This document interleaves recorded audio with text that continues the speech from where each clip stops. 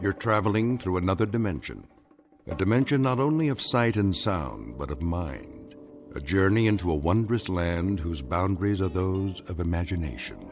Your next stop, the Twilight Zone.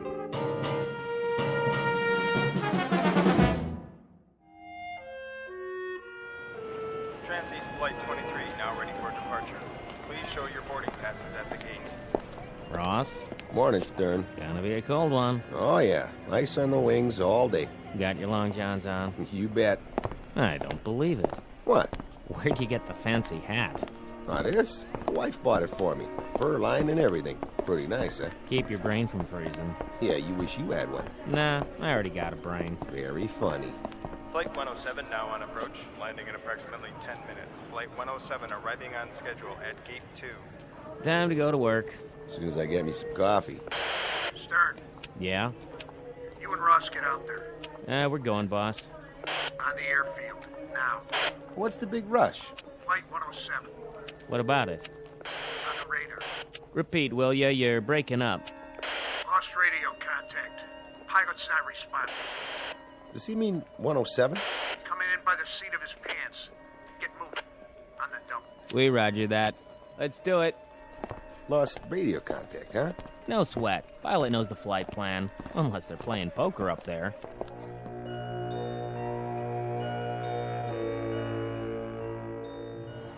Here she comes. Lined up perfect. Wait a minute. That's not 107. It's gotta be. Yeah, but she looks different. Different how? Smaller, maybe. Yeah, right. Wipe your glasses. Get 23 off the runway. Keep it clear. Stern, walk her back to the gate. You got it. Uh-oh, there ain't time. 107's dropping fast. Well, get out there. Signal her in. God, it's a prop plane. Is that a DC-3?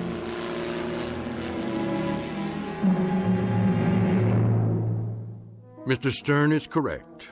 What is about to touch down is a DC-3. Despite the loss of radio contact, not an eventful arrival, which is no surprise. Most airplanes take off and land as per schedule. Very seldom do they crash. But all airplanes can be counted on to do one or the other. It is only on rare occasions that this workhorse hasn't reached its destination at the appointed time. Others like it have flown millions of miles with millions of satisfied passengers. We offer a rather detailed introduction because this DC-3 doesn't belong here. It is an anachronism. You see, DC-3s ceased operating as commercial passenger carriers a number of years ago, to be replaced by more modern designs with jet engines. So where did this ancient example come from? It is an enigma, a 7-ton puzzle made out of aluminum and steel and a few thousand component parts, none of which add up to a satisfactory answer. In just a moment, we're going to give you 90% of the jigsaw. You and the Federal Aviation Agency will assume the problem of finding the missing pieces and putting them all together. This we offer as a tantalizing brain teaser, a little extracurricular diversion, flown in directly from the Twilight Zone.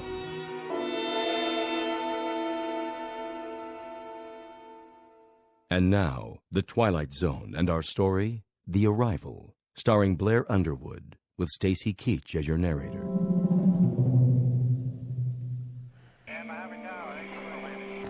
Flight 51, you are not cleared for landing. Repeat, not cleared for landing. Low on fuel. Please advise. Trans-East 13, maintain holding pattern. Await further instructions. What's going on down there? Clearance to land temporarily denied. Tower, I see an aircraft off starboard at 3,000 feet. Can you identify? Stay above it. Continue circling. I have 250 passengers on board. Will someone please tell me what is going on? Flight 107's on approach. Here it is on the screen. So? You have her flight plan? We've lost radio contact. She's not responding. Then give her plenty of room. Keep scanning all frequencies. I've done that, sir. The pilot can't hear us. Or he's passed out. Do you have a visual? Not yet. She's dropping fast. Lined up and coming in. She almost clipped a 737. And he says... Well? He says it's not a Trans-East plane. What?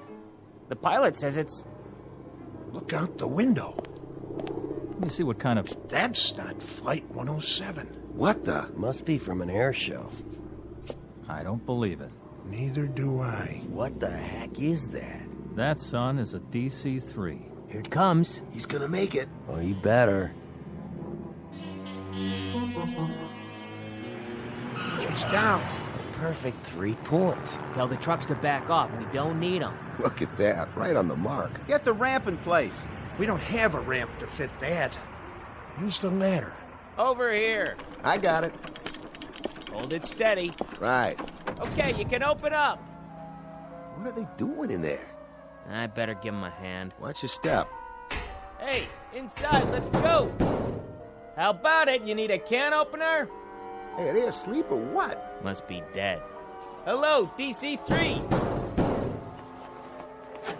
Use the manual latch. It's a real antique. That's no antique. It's as shiny as the day it was made. Let me off this cart. Huh? I don't see any crew, sir. Ross, get the cargo hold open. Right. Go on in, Stern. Yes, sir.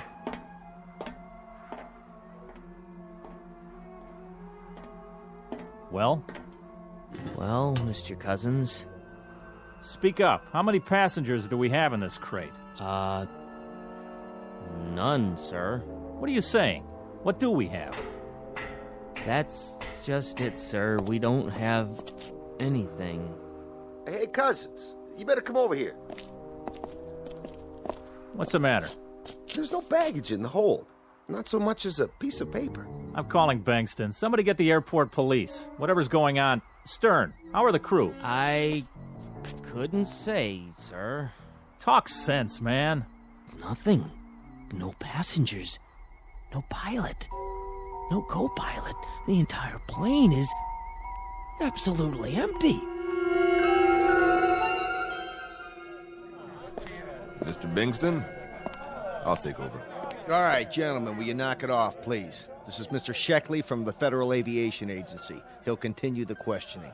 Is Malloy here yet? On his way, sir. Then we'll have to go ahead without him. The rest of you, do me a favor and just stick to the facts. It's all yours. Thank you, Mr. Bingston.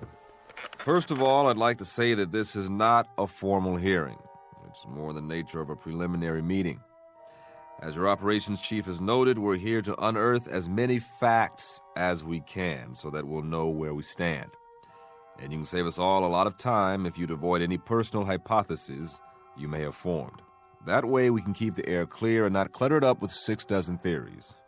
You see, theories happen to be my business. In 20-odd years with the FAA, I've got a pretty good record of putting together jigsaw puzzles. Maybe not all of them as off the wall as this one, but I'd lay my batting average on the line any day of the week. So don't worry. Whatever the answer is, I'll find it. Now, let's get down to business. Which one of you is, Cousins? Here, sir. You were in charge this morning? Yes, sir. And you were on duty when Flight 107 arrived? Flight 107? Out of Buffalo. That was the scheduled landing for that time, wasn't it? Yes, sir, but Flight 107's supposed to be an L-1011. Just answer the man's questions, Cousins. I'm trying, Mr. Bankston. Now, you were on duty? I was, yes. Anything you observed about the landing that was abnormal? No, sir. She did it by the book, as far as I could tell. Who signaled her in? Ross, over there. Mr. Ross? Yeah? Did you notice anything out of the ordinary? No, sir. She came in right on the button, followed my signal, stopped on the mark, and then shut off her engines. Did you see who was piloting? No, sir, I didn't. That is, I don't remember seeing them. Couldn't you see through the cockpit windows? Well, normally when I flag a plane in, my eye's on her mark and any other aircraft on either side. I don't remember actually looking into the windows at all. Not then, anyway. You weren't on the field alone, were you? No, sir. Mr. Stern was working with me. You concur, Mr. Stern, about the landing? Sure do. Nothing out of the ordinary that I could see. Thank you. Mr. Bingston, is this the manifest? That looks like it. And is this the flight plan? Yes, it appears to be. Did the dispatcher from Buffalo get here? Yes, sir. Good. You want to take a look at this? Yes, that's the flight plan. You saw the pilot sign this? I was at his elbow, sir, this morning at 11:12 a.m. The pilot was Captain William J. Slocum. That's right. And the co-pilot, John O'Brien. That was the first officer's name? Yes, sir. You knew both of them? Yes. Did you see them board the aircraft? Well, not exactly, sir. I saw them leave the dispatch office and head toward the field. But to the best of your knowledge, they were the crew of Flight 107 when it took off from Buffalo at 11:30 this morning? To the best of my knowledge, but it wasn't a DC-3, that's for sure. Slocum, O'Brien. They're good pilots, both of them. Sober, reliable, and... I'm not casting any stones, Mr. Bingston. It's just that the names seem familiar. I'm not sure from where. It'll come to me. Now, who was on duty in the control tower? That's me, sir. You had radio communication during the approach? Yes, sir. And then for the landing? She contacted us over the outer marker, and I gave her clearance. Now, the way I figure it... Just answer, don't offer. Well, I was just going to say that when the aircraft checked in over Fulton... Was that a normal checkpoint? Yes, sir. And she checked in right on the money. But the transmission sounded a little funny. As a matter of fact, I remember asking for a repeat of position. I couldn't raise him, though. I see. And did you hear from him again? Over the next checkpoint, 20 minutes later... Fulton, you say? Fulton. Huh. Mr. Cousins, you were the first one at the door, right? No, sir. By the time I got there, Stern was pounding on it. There was no answer. And Ross had already opened the baggage compartment? I waited for Cousins. Then I opened her up and I told him that the ship didn't have any baggage. How about when she loaded up in Buffalo? What was she carrying then? You got a list there. I know what I've got. I'm asking you, what baggage was in the aircraft? When she took off, there were 21 pieces of luggage, 5 sacks of mail, 5 other crates of equipment. Yeah, that checks. Sorry I'm late. Malloy, glad you could make it. Well, I guess that'll do for now. If I have any more questions, I'll let you know. And I'll see some of you later when I examine the plane. Thank you for coming. All right, men, back to work. If you're off shift, make sure you can be reached. And don't talk to the press. Is that clear? Not a word. Who's this? I'd like you to meet Paul Malloy. He heads up our public relations. Public relations, huh? Well, I can't help but wonder. How much public and what kind of relations are you poor guys going to have after this one? I'll handle it as well as I can under the circumstances. Frankly, I haven't decided what to tell the public yet. I'll tell you something. Relax. I've got 22 years in the saddle, and I haven't been licked yet. Sometimes the investigation takes a while. A couple of tons of smashed-up metal spread over 50 square miles of countryside, and all it turns out to be is a misplaced air scoop, or maybe a loose bolt in an elevator hinge, or once in a blue moon, it's a pilot who got sick. But it's always something, and that something eventually shows up. You're talking about crashed aircraft. We're talking about a disappearing act here. Don't forget a switched plane. Like some kind of Las Vegas magic act. Look, you don't have to tell me that. I don't know what the wire services are going to make of it, but I've got to tell them something. And I hope you can give me a place to start, because none of this could have happened. An airliner takes off with a full crew and 13 passengers. At least some kind of airliner does, and it lands an hour later with nobody. This is simply not within the realm of possibility. Mr. Malloy, I have to hand it to you. You're dead right. But the truth is, it's happened. I deal in facts, not probabilities. But it can't have happened. First of all, an aircraft couldn't land that perfectly with nobody at the controls. Secondly, a plane load of people doesn't just disappear in midair. There has to be an explanation, a legitimate, valid, rational explanation. I couldn't agree more. And now, I think it's time we go over to the hangar. I'd like to have a look at this magic plane firsthand.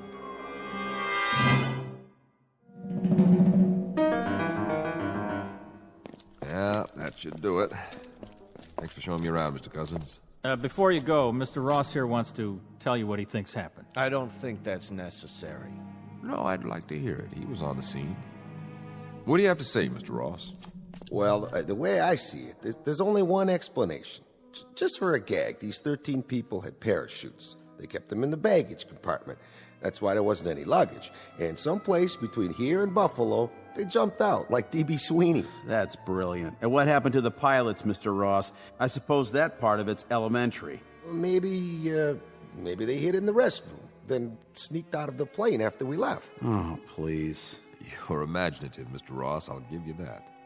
What if? What if what, Stern? Nothing. Truth is, it beats me. I'll tell you something else, though. I still feel spooked. Standing here, I felt spooked even worse when I was inside. Just a whole bunch of empty blue seats staring at me. Look, boys, we've been theorizing for 6 solid hours. Now, I'm just a simple-minded vice president in charge of a medium-sized airport. I've got a passel of newsmen hounding me to death, wanting to know what kind of operation we're running up here. Tell them to keep their shirts on. That's what you should be telling them. Or a reasonable facsimile of an explanation. That's what I hired you for, Malloy. Then you better hire me another head and a couple of sets of arms, because I haven't been off the phone all day. I've had every news service, television network, and even a couple of professional mind readers trying to find out what's the great big mystery we're keeping under wraps. You know how long I can sit on this, Bankston? Maybe another 15 minutes. Then it's going to break open with a bang, and we're going to stand here with rotten eggs all over our faces while Mr. Sheckley's FAA takes our license away from us. Incompetence, mental instability, you name it, and you can have it.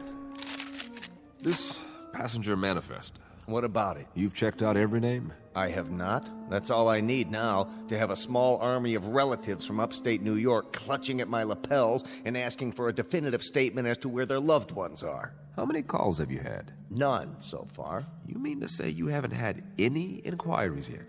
Not a single one? It is strange, isn't it? Not a single inquiry from the families. The plane only arrived 6 hours ago. Maybe they haven't had time to miss their... But I'm kidding myself. Of course some of them would have made an inquiry by now. Those who weren't already waiting at the gate. There goes that old feeling. What feeling? The one I get when I'm on to something. Trouble is, I don't quite know what it means yet. The names on this passenger manifest, they're familiar. You've seen them before? I'm not sure. Let me have another look at the inside of this plane. Sure, but why? I want to check it out. One more time. Watch your step. That ladder's tricky. What's he expect to find in there that he didn't see before? Something along the lines of a clue, I would hope.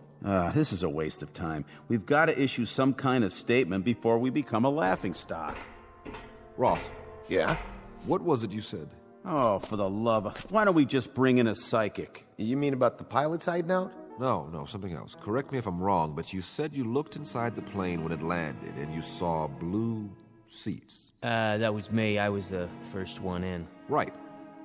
Mr. Stern, I just walked up the aisle and back again. They are blue. What kind of nonsense is this? An hour ago, when I first examined the interior of this aircraft, the seats were brown. Haven't we got enough trouble without you two starting an argument about interior decoration? Hey, wait a minute. Where's the serial number on this plane? On the wing, of course, just as it was the first time you looked. You see a number on the wing now? Of course I do. Read it off to me. N153802. You're sure? I think I can read numbers that large. Yeah. Can you read this? The notes I took when we got to the hangar. Take a look. N107793. Now, you must have copied it wrong. Mr. Stern. Yeah? You see a number painted on the tail? Sure do. Read it off to me. What? I said read it off to me out loud. The numbers on the tail. If you say so. N664753. What's this all about? What did I write down on my clipboard? Mr. Malloy, verify, please. N107793, the same as Bankston said. I don't see what... Care to read it again? What are you trying to prove? That we're going off our rockers now? Seeing different numbers? That's always where the numbers are on a DC-3, the wing and the tail. When I started in this business, there were quite a few of them still flying. The first one was built in 1935, December 17th to be exact, the anniversary of the Wright brothers. There were hundreds made, and they kept flying for decades. I don't see what... A real workhorse, this plane. In the Second World War, more than 10,000 were ordered by the military.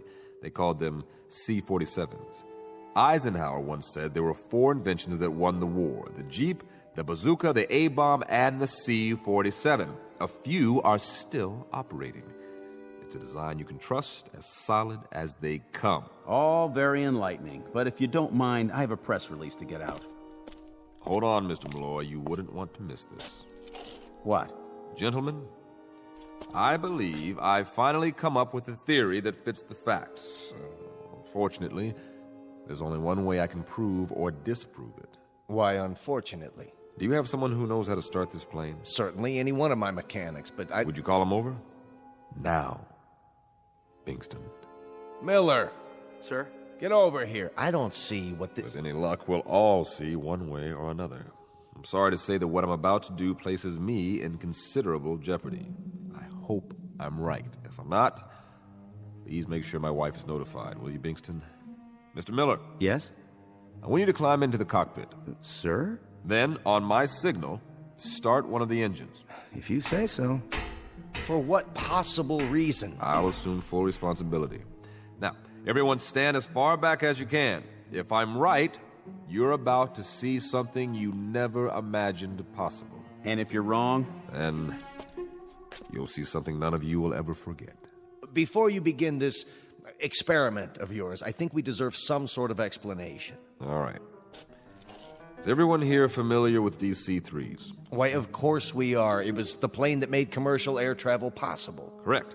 And your mechanics, your personnel, they've all seen them, worked on them? Your point is? Just this. What do you know about the power of suggestion? What are you driving at, Mr. Sheckley? Suggestion on a large scale involving everyone here and on the airport staff. Now, call it mass hallucination, group hypnosis, whatever you want. But I think that's what we're dealing with now. I thought you deal only in facts. I do, including facts, not in evidence. Look at the situation. An L-1011 takes off from Buffalo. Somewhere along the flight path, the aircraft loses radio contact. Now, maybe it goes down in an out-of-the-way area. We don't know yet. But you were expecting it to land here. And at the appointed time, someone sees or thinks he sees a blip on the radar. And then, with everybody watching the sky, someone else thinks he spots a silver glint coming in. Only from his angle, it looks sort of like a DC-3. The next thing you know, he's spreading the word. There's your power of suggestion working full force. Bottom line is, everyone has a little hypnosis performed on him without even knowing it. Why, that's absurd. I'm looking at the plane right now. We're standing next to it. But are we? Consider the alternative. A modern passenger plane with jet engines changes somehow in mid-flight. And when it lands, it's transformed into an old prop plane. That's impossible, wouldn't you agree? And now, everyone's told us it landed, and that it's supposed to be inside this hangar. That's what everyone says. And every one of us has a picture in his mind of a DC-3 as he knows it. Only, no two memories are identical. Hence, one of you says the seats are blue, another one says they're brown, and another one probably thinks they're red. I read off one number on the wing. Two other guys see two others. Do you understand what I'm saying? If I'm right, then this particular aircraft doesn't exist. It really isn't here at all. Miller. Yeah? Fire up the starboard engine. Mr. Bingston. Go ahead. Mr. Sheckley seems to be in charge. Yes, sir.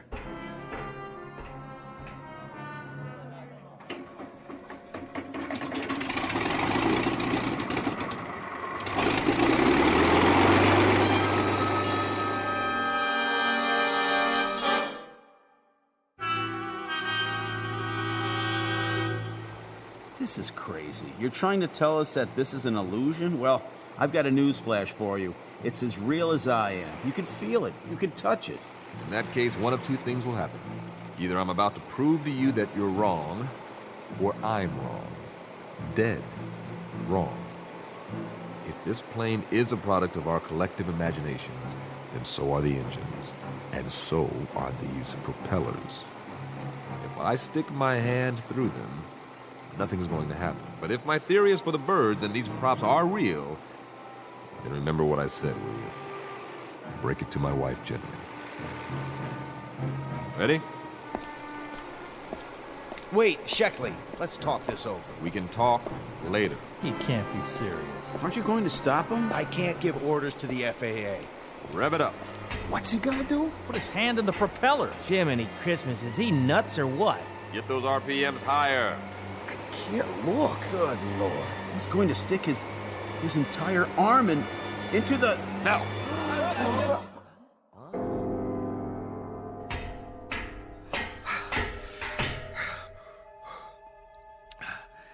You see, gentlemen, I believe I've proven my point. You okay? Careful. Here, I'll help you down. I'm fine.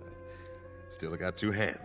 A little shaky, but they're both attached. How'd you do that? I don't get it. Where's the plane? Well, it's simple, really. A little melodramatic, perhaps, but it was just as I thought. The plane was a kind of projection all along from our imaginations, our subconscious minds. You might say we believed it into existence. I could have sworn that... Yes, you could have. And why not? You've seen DC-3s before? Plenty of them, but... So, when everybody told you one was here, you saw it. Clear as can be. We all did. Now, if you don't mind, I think I'd like some fresh air. What'd it feel like? Like nothing at all, because that's what was there. Nothing. So you felt nothing because you didn't expect to. Something like that. But you expected to see us, so you still can? Just like the world outside this hangar. That's plenty real for me. Well, it's reassuring to know that my airport still exists. You don't need to stay with me, fellas. I can handle it from here. What are you going to write in your report? I'll think of something. I only hope it doesn't get me thrown into the booby hatch. We'll go back to my office and work out a statement. Mr. Cousins? Yes, sir? Take a walk through operations. Don't talk about what just happened. If anyone mentions a DC-3, laugh it off. Right. Deny. Will do, sir. Good man. No, I have a first-rate staff. You're referring to one man specifically? You're second in command. What's his name? I don't know who you mean. I have it here. Cousins. You spoke to Cousins? He was very cooperative. I'd like to make mention of him and... You can't have spoken to Cousins. I gave him the rest of the day off. No, that man ahead of us. Where? Well, he must be out of the hangar by now. As for the other two, Ross and Stern, they witnessed my little demonstration. I wouldn't recommend they talk to the press. You'll debrief them, Malloy? Who? I guess they stayed behind with the man who started the engine. The engine? How soon we forget. But that's for the best, I suppose. So now you've seen our main hangar. Tell me, Mr. Sheckley, what brings you to our facility today? Just passing through, or is it an official visit? You may have the right idea. To put it out of our minds. But there is one small matter. The FAA, if I can work out a version that jives with Mr. Malloy's... Malloy, did you say? Well, he's right over... Where? The one who was walking next to you. I don't see anyone. What is this? Some kind of disappearing act? Malloy from PR. I'm Sheckley. Got it? And you're... Bingston. Bingston, where are you?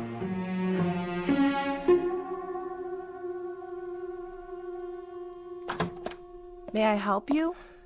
Where's Bingston? Mr. Bankston's in his office, but you can't go in without...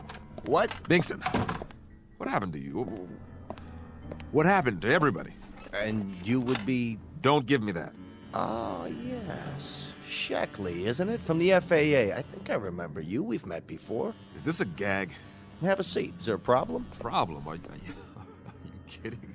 One minute there's a hangar full of men and an aircraft, and the next minute I prove that not only doesn't the aircraft exist, but... I don't follow. What doesn't exist? But that all of the rest of it, all of you... Are you sick, Sheckley, or drunk? You don't look very good. Sit down, man. Where's Malloy? Still in his office, I presume. Then you'd better call him in here. He's got a few things to answer to, just like the rest of you. Kimberly. Sorry about that man, sir. Should I call security? That won't be necessary. Ask Malloy to come to my office, will you? If he hasn't gone home for the night? Yes, sir. We've had a busy day here, Mr. Sheckley, but my PR man handled it admirably. The evening paper just arrived. Let me see that. Lovely Hollywood star Penny Jackson arrived from Buffalo this morning on tour to promote her latest film. What is this? Malloy coordinated everything. Photographers, reporters. Quite a scene we had here. I was just on my way out. Who's this? Who am I? What is this? How could they have taken this picture? The flight from Buffalo this morning. How could they say it landed when... When what? You know this guy? Mr. Sheckley, this is Paul Malloy, our public relations man. I know who he is. What in God's name is going on here? Maybe you better tell us. What's so odd about a picture on the front page of the local paper? What's so odd? That has to be Flight 107, Bingston. Didn't that flight arrive this morning with nobody on it? No crew, no passengers, no baggage? No, Mr. Sheckley. Flight 107 landed on schedule. You mean to stand there and tell me you are not missing an aircraft? That's exactly what he's telling you, mister. We're not missing Trans-East 107 or any other flight. How could that be? You never missed Flight 107. That's right. At least not recently. You of all people should know that, Sheckley. Know what? You're confusing the two. I remember now. That's why you looked familiar to me when you walked in. You were the examiner on the other one. What other one? We've had one flight lost in some 20-odd years. Just one. Flight 107. Right. But, Mr. Sheckley, that must be 17, 18 years ago. Flight 107 out of Buffalo. Out of Buffalo. An old DC-3, but like I said, it was a long, long time ago. What's all this about? What happened to her? Lost in a fog and never found. We always figured she veered off course, ended up over the ocean, and went down. You never found her? Not a trace. And Mr. Sheckley here investigated the disappearance, but that's one case he's never been able to close. Nobody has. It just sits in the record books as lost, presumed crashed. For reasons unknown. And it's never stopped eating at you. It still is. So you came back here today looking for an explanation, any explanation, so you could finally put it to rest. I've never been licked on a case. Never. We've always found the cause. Mr. Sheckley, why don't you let someone drive you home? Never. We've always found the cause. Always, I tell you. Is he going to be all right? I honestly hope so. Flight 107, 13 people. Pilot William J. Slocum, co-pilot John O'Brien. I never forgot your names. What went wrong? I have to know. Where did you go down? Where are you? Where are you now? Where are you? Hey, Flight 107, why didn't you leave me a clue? Any clue at all? What? Are you out there somewhere? You gotta be. You gotta be.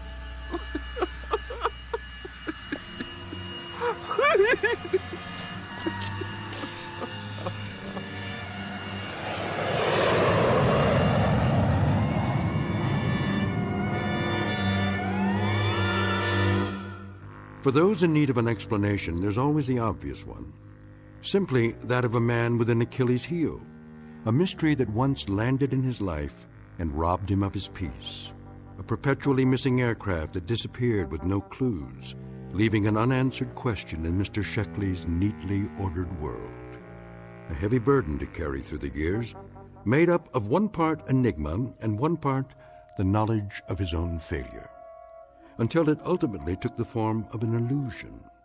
At least that's the clinical answer, the one they'll write on his case file as he goes off for a well-deserved rest. Or consider this. Maybe, just maybe, a plane did touch down, however briefly, before it disappeared again. A kind of airborne Flying Dutchman. A ghost ship lost in a fog-shrouded night, on a flight that never ends. Take your pick, but the latter is more conducive to the rules and regulations of the Twilight Zone.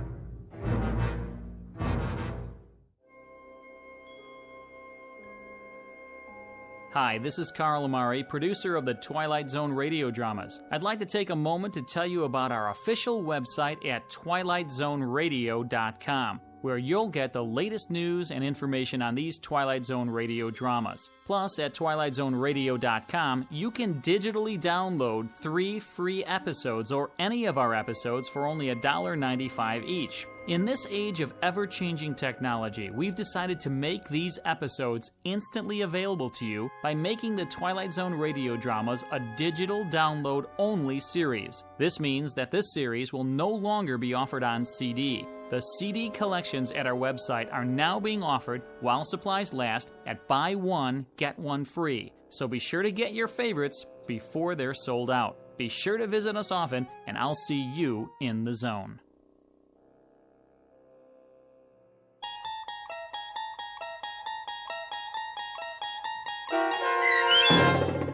The Arrival, starring Blair Underwood, with Stacy Keach as your narrator, was adapted for radio by Dennis Etchison and written for The Twilight Zone by Rod Serling.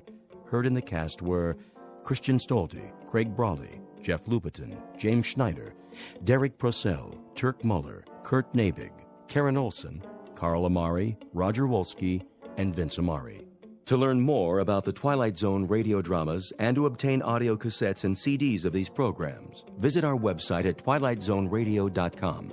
The producers of The Twilight Zone wish to thank CBS Enterprises, Carol Serling, Dennis Etchison, Dick Brescia Associates, Claire Simon Casting, Terry Jennings, XM Satellite Radio, Sirius Satellite Radio, our sponsors, and our radio affiliates for helping make this series possible. This copyrighted radio series is produced and directed by Carl Amari for Falcon Picture Group. Doug James speaking.